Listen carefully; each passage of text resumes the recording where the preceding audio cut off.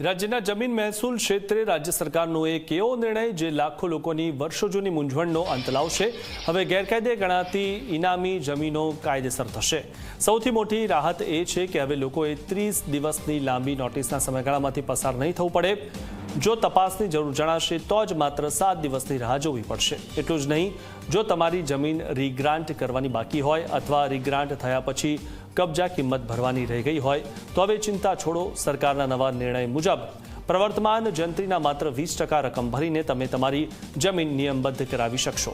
આ લાભ માત્ર મૂળ વારસદારોને જ નહીં પણ જેમના નામે જમીન તબદીલ થઈ છે તેવા હાલના કબજેદારોને પણ મળશે।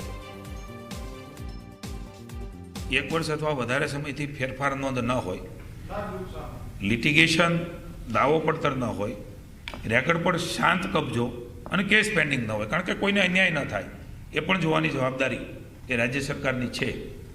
રેકર્ડ પર ઉપસ્થિત હોય તે તમામ વ્યક્તિ વેચાણ દસ્તાવેજ કરી આપે તો વેચાણની નોંધ તુરંત પ્રમાણિત કરી આપવાની રહેશે।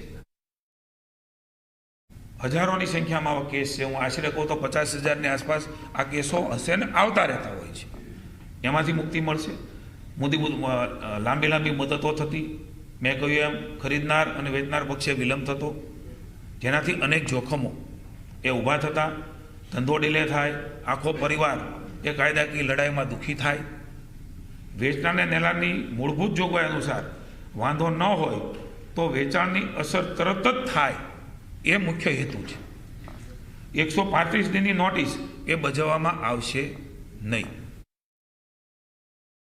7/12માં જેટલા વ્યક્તિ છે તેની હાજરી જે દસ્તાવેજમાં સહી ન હોય કે દસ્તાવેજ તારીખે કોઈ કેસ પેન્ડિંગ હોય એમાં નોટિસ પીરિયડ 135 30 દિવસનો હતો, એ 7 દિવસનો કરવાનો નિર્ણય। એટલે કોઈને અન્યાય ન થાય, મારો હક આવતો હોય, હું સાચો હોઉં અને કદાચ કોઈ આવું તબદીલ થયું હોય તો એમને પણ રક્ષિત કરવાની જવાબદારી એ માનનીય ભૂપેન્દ્રભાઈ સરકાર તરીકે એ લેવાની હોય છે ને લીધી છે। એટલે એનો પીરિયડ પણ ઘટાડ્યો છે।